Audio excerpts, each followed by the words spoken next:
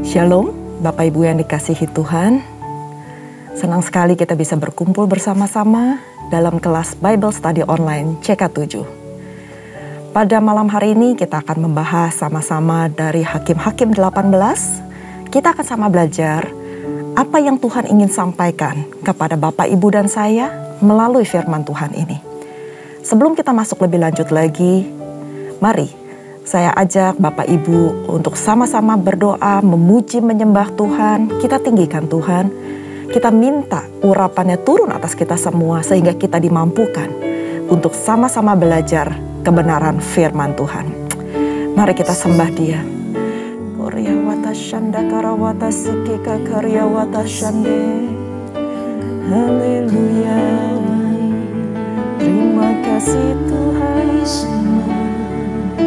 Terima kasih Bapa, kami tinggikan Engkau, kami muliakan nama-Mu. Haleluya. Korea wata shanda karawata sikiko, hadirat-Mu turun Tuhan, memenuhi kami semua. Terima kasih Yesus. Korea wata karawata sikika, kiara la la la la la la la wata shande. Haleluya. Terima kasih Yesus. Korea wata shanda karawata sikika. Engkau Tuhan yang setia, waktu-Mu selalu yang terbaik. Engkau Tuhan sandaranku, dan ku hanya kan berharap padamu. Engkau Tuhan, Engkau Tuhan yang setia, waktu-Mu selalu yang terbaik. Engkau Tuhan sandaranku, dan ku hanya kan berharap padamu. Satu-satunya yang ku andalkan, satu-satunya yang ku percaya. Engkau sumber kekuatan, sumber pengharapan, sumber kedamaian. Satu-satunya yang ku andalkan,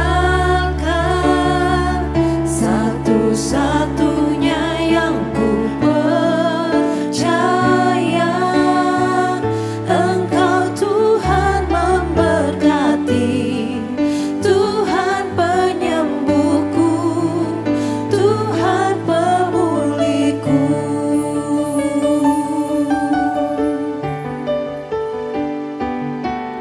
Engkau Tuhan yang setia,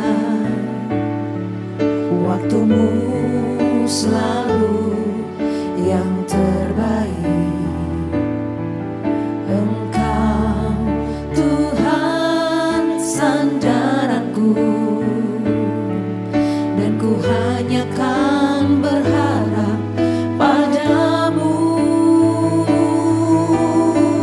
Satu-satunya yang ku andalkan, satu-satunya yang ku percaya. Engkau sumber kekuatan, sumber pengharapan, sumber kedamaian. Satu-satunya yang ku andalkan, satu-satunya yang ku percaya.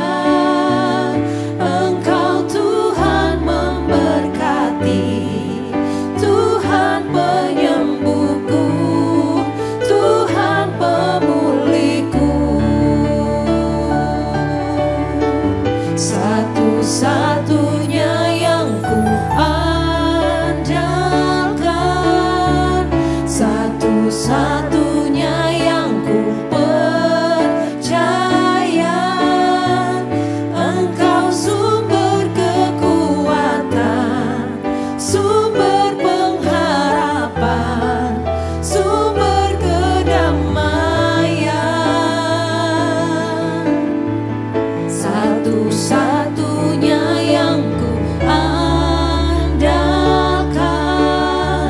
satu-satunya yang ku percaya. Engkau Tuhan memberkati, Tuhan penyembuhku, Tuhan pemulihku.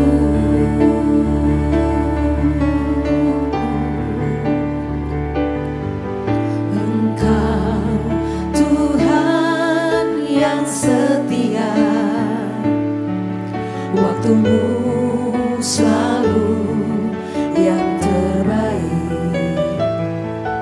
Engkau Tuhan sandaranku, dan ku hanya kan berharap padamu. Satu-satunya yang ku andalkan, satu-satunya yang ku percaya. Engkau sumber kekuatan, sumber pengharapan, sumber kedamaian. Satu-satunya yang ku andalkan, satu-satunya yang ku percaya. Engkau Tuhan memberkati, Tuhan penyembuhku, Tuhan pemulihku. Satu-satunya yang ku andalkan, satu-satunya yang ku percaya. Engkau sumber kekuatan, sumber pengharapan, sumber kedamaian. Satu-satunya yang ku andalkan, satu-satunya yang ku percaya. Engkau Tuhan memberkati, Tuhan penyembuhku, Tuhan pemulihku. Engkau Tuhan memberkati, Tuhan penyembuhku, Tuhan pemulihku. Engkau Tuhan memberkati, Tuhan penyembuhku, Tuhan pemulihku.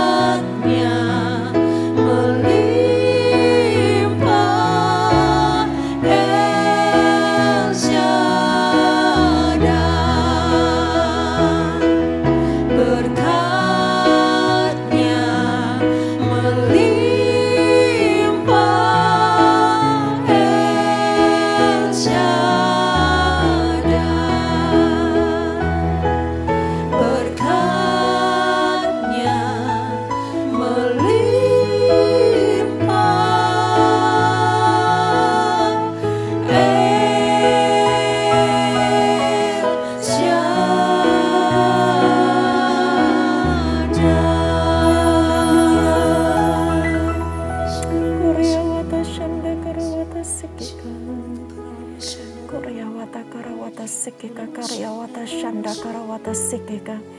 Terima kasih Tuhan. Terima kasih untuk berkat-Mu yang berlimpah atas hidup kami. Terima kasih Tuhan untuk anugerah-Mu yang begitu besar dalam kehidupan kami Tuhan. Terima kasih Tuhan. Kasih setia-Mu tidak pernah berkesudahan. Selalu baru setiap pagi untuk kami. Terima kasih Bapa. Engkau Allah yang hidup. Engkau Allah yang kudus. Engkau Allah yang mulia. Gak ada yang seperti-Mu Tuhan. Gak ada. Terima kasih Bapa. Terima kasih Tuhan untuk puji-pujian yang begitu indah. Biarlah setiap puji-pujian ini Tuhan boleh naik ke dalam tahta-Mu. Dan ini semuanya menyukakan hati-Mu. Terima kasih Bapa. Terima kasih Tuhan. Bapa, jikalau sebentar lagi kami ingin Tuhan belajar dari sedikit kebenaran firman-Mu. Berbicaralah ya Tuhan. Karena kami siap mendengarkan. Ubah setiap hati kami. Supaya hati kami boleh menjadi tanah yang subur, yang siap untuk ditanami setiap benih-benih firman-Mu. Supaya benih firman-Mu itu boleh tertanam, berakar, kuat, dan berbuah lebat. Dan itu semuanya untuk hormat kemuliaan nama-Mu. Bentuk kami Tuhan, ubah setiap hati kami seturut kehendak-Mu. Urapi setiap jemaat-Mu Tuhan dimanapun mereka berada. Supaya setiap firman Tuhan boleh kami mengerti dan kami gak cuma sebagai pendengar-pendengar. Tetapi kami boleh menjadi murid-murid Kristus yang siap untuk melakukan kebenaran firman-Mu. Urapi hamba Tuhan. Supaya setiap perkataan yang keluar dari mulut bibir hamba. Itu semuanya berasal daripada-Mu. Terima kasih Bapa. Terima kasih Roh Kudus. Kami siap untuk belajar. Hanya di dalam nama Tuhan Yesus. Kami berdoa dan bersyukur. Haleluya. Amin. Sekali lagi shalom, Bapak Ibu yang dikasihi Tuhan, selamat datang kembali di Bible Study Online CK7. Nah, hari ini kita akan sama-sama belajar dari Hakim-Hakim 18. Dan sebelum kita masuk lebih dalam lagi, saya akan bacakan beberapa ayat. Dan setelah itu kita akan kupas satu persatu, ayat demi ayat.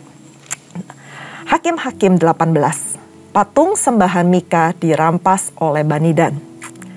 Pada zaman itu tidak ada raja di antara orang Israel.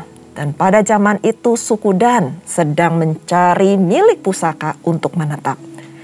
Sebab sampai hari itu mereka belum dapat juga mendapat bagian milik pusaka di tengah-tengah suku-suku Israel. Sebab itu Bani Dan menyuruh dari kaumnya 5 orang dari seluruh jumlah mereka. Semuanya orang-orang yang gagah perkasa. Yang berasal dari Zora, Esitalo, untuk mengintai negeri itu dan menyelidikinya. Serta berkata kepada mereka, pergilah menyelidiki negeri itu. Ketika orang-orang itu sampai ke pegunungan Efraim di rumah Mika, bermalamlah mereka di sana. Ketika mereka ada dekat rumah Mika, dikenal mereka lah logat orang muda suku Lewi itu. Lalu singgahlah mereka ke sana dan berkata kepadanya, siapakah yang membawa engkau kemari? Apakah pekerjaanmu dan urusanmu di sini? Katanya kepada mereka, begini begitulah dilakukan Mika kepadaku. Ia menggaji aku dan aku menjadi imamnya.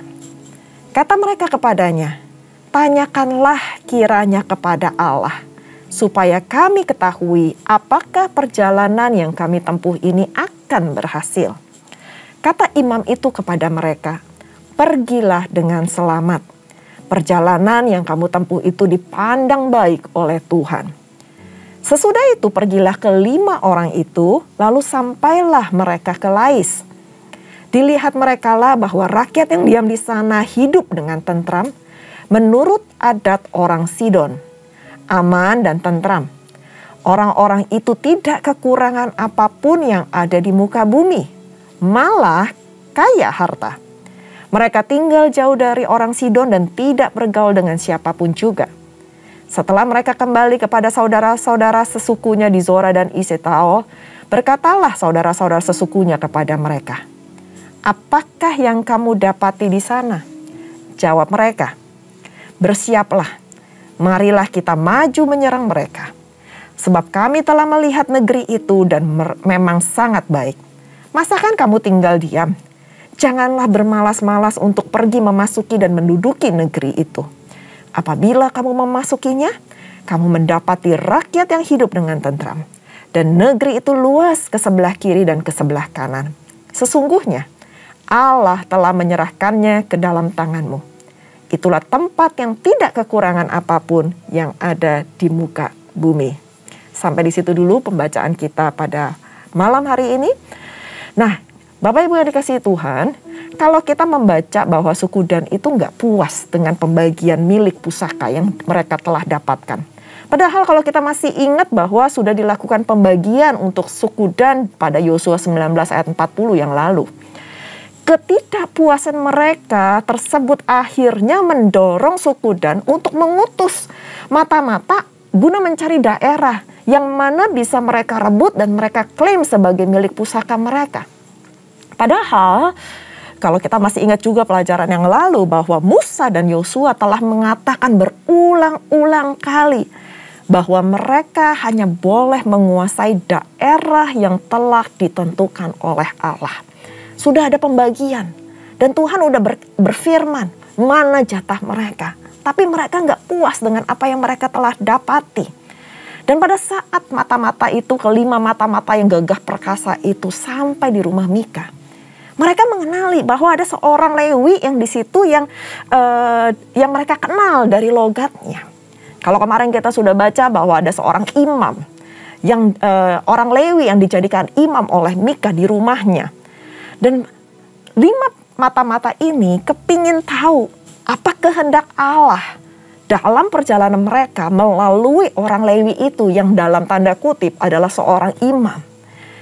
Orang ini menjadi imam hanya untuk Mika, seorang penyembah berhala yang sudah kita juga pelajari kemarin di Hakim-Hakim 17. Kok ya orang Lewi ini sekarang berani mengatasnamakan Allah dan menyampaikan nubuat kepada Bani Dan ini?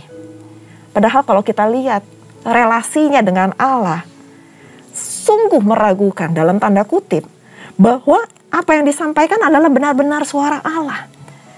Apalagi perjalanan itu sama sekali bukan inisiatif dari Tuhan. Dan Allah pun tidak menyatakan apapun kepada mereka. Nah, di dalam perjalanan keimamannya, kaum dari suku Dan ini menawarkan lagi kepada mereka, kepada orang Lewi ini, orang muda ini, untuk menjadi imam bagi suku Dan. Dan untuk menjadi imam di antara orang Israel. Dan ini luar biasanya menurut saya, luar biasa dalam tanda kutip lagi, orang ini menyetujuinya. Yang imam bagi Mika ini, orang Lewi yang muda ini menyetujui tawaran yang sangat menarik. Dan menurut dia itu menguntungkan bagi dirinya. Itu ada di ayat 19 dan 20.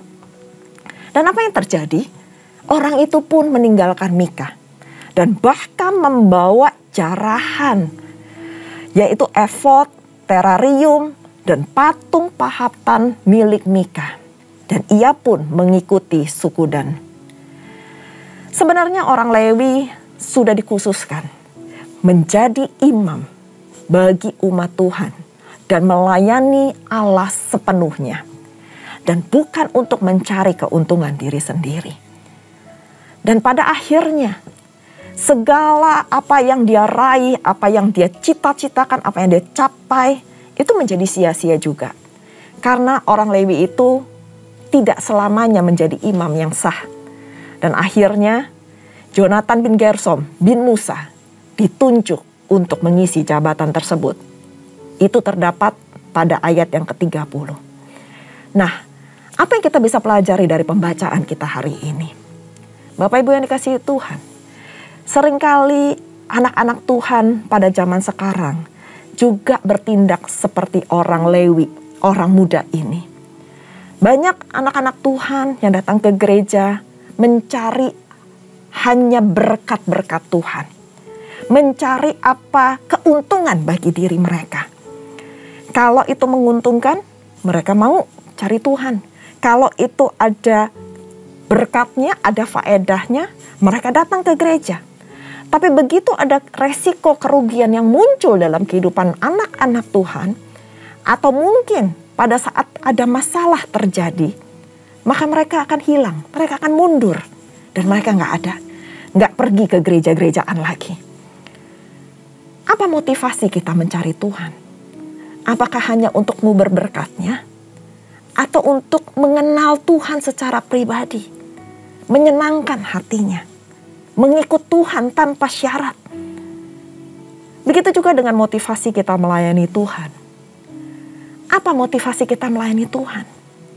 Apakah untuk kepentingan diri sendiri, untuk keuntungan semata-mata, atau kita tulus melayani Tuhan karena Tuhan terlebih dahulu mengasihi kita? Kalau dunia ini menuntut segala sesuatu dari untung dan rugi, kalau untung kita lakukan, kalau rugi jangan kita lakukan, itu tidak berlaku di dalam mengikuti Tuhan. Di dalam mengikuti Tuhan, kita harus mengambil segala resiko yang ada. Dan saya percaya, gak ada ruginya di dalam mengikuti Tuhan. Di dalam taat akan kebenaran firman Tuhan. Mungkin saat ini kita belum melihat apa hal-hal yang sesuai dengan ekspektasi kita atau keinginan kita. Tapi saya percaya, di akhir daripada perjalanan kita mengikuti Tuhan, endingnya kita mencapai destiny yang Tuhan telah tetapkan dalam kehidupan kita. Mengikut Tuhan membuat kita harus menyangkal diri dan belajar untuk memikul salib. Kalau dilihat seperti itu, memang itu merugikan bagi diri kita. Tetapi keuntungannya adalah surga mulia yang akan kita dapatkan dalam kehidupan kita. Kita harus menjadi orang Kristen yang percaya kepada Tuhan secara tulus. Karena Dia adalah satu-satunya pusat pelayanan kita, pusat penyembahan kita. Mari kita jauhkan dari setiap motivasi yang mungkin menyimpang dari hati kita, sehingga pelayanan kita, ibadah kita, tetap murni di hadapan Tuhan. Mengikut Tuhan harus dengan sepenuh hati, bukan dengan perhitungan untung rugi. Karena Tuhan terlebih dahulu mengasihi Bapak, Ibu, dan saya. Jangan seperti orang Lewi yang mau mengambil keuntungan bagi dirinya sendiri, dan juga jangan serakah seperti Bani Dan yang gak puas dengan apa yang dia sudah peroleh, yang Tuhan sudah berikan dalam hidupnya. Tapi belajarlah untuk mengucap syukur, untuk fokus kepada Tuhan, berapapun harga yang harus kita bayar. Mari kita berdoa. Terima kasih Tuhan untuk hari ini. Jikalau kita sudah belajar sama-sama dalam Hakim-Hakim 18. Untuk mengikuti Tuhan. Berapapun harga yang harus kami bayar Tuhan. Ajar kami Tuhan untuk mengikuti Engkau sepenuhnya. Gak melihat untung ruginya. Gak melihat untuk kepentingan diri kami sendiri. Bahkan kami terbuai dengan tawaran-tawaran menarik yang ada di luar sana. Bapa, Engkau murnikan Tuhan setiap kami. Supaya kami fokus kepada Engkau. Bukan kepada berkat-Nya, tetapi kepada Tuhan Sang Juru Selamat kami yang hidup. Karena Engkau yang terlebih dahulu mengasihi kami. Terima kasih Tuhan. Terima kasih untuk ayat yang singkat ini, yang sederhana ini. Biarlah setiap kami boleh membuka hati, menerima Engkau. Kembali, jikalau selama ini mungkin ada motivasi-motivasi yang menyimpang dalam kehidupan kami. Kami mau belajar taat Tuhan. Kami mau belajar setia Tuhan. Biarlah sepanjang umur hidup kami setia melayani Engkau. Kami tetap setia beribadah kepadamu. Terima kasih Tuhan. Kau berkati setiap jemaat-Mu Tuhan. Dimanapun mereka berada. Supaya firman ini boleh tertanam. Boleh membukakan mata rohani kami yang mungkin selama ini tertutup. Yang selalu melihat apa yang untung bagi diri kami sehingga kami mau beribadah. Apa yang menguntungkan bagi kami sehingga kami mau melayani Engkau. Tetapi Tuhan, jamah setiap kami. Jamah jemaat-Mu Tuhan. Supaya bisa memberikan yang lebih baik lagi buat Engkau. Terima kasih Tuhan. Terima kasih. Materaikan firman ini Tuhan. Materaikan Tuhan. Hamba terbatas. Tetapi Roh-Mu tidak terbatas. Terus berbicara kepada setiap kami. Terima kasih Bapa. Terima kasih Tuhan. Dan sebelum kami berpisah satu dengan lainnya, mari Bapak Ibu yang dikasihi Tuhan, kita angkat kedua tangan kita dan kita siap menerima berkat. Terimalah berkat yang berlimpah-limpah dari Allah Bapa, kasih karunia yang sempurna dari anaknya yang tunggal, Tuhan kita Yesus Kristus, dan persekutuan manis dengan Roh Kudus menyertai Bapak Ibu sekalian. Mulai saat ini sampai Tuhan Yesus datang untuk kedua kalinya, menjemput kita di awan-awan permai, dan bahkan untuk selama-lamanya. Mari kita yang sudah menerima berkat, sama-sama katakan, amin. Tuhan Yesus memberkati. Shalom.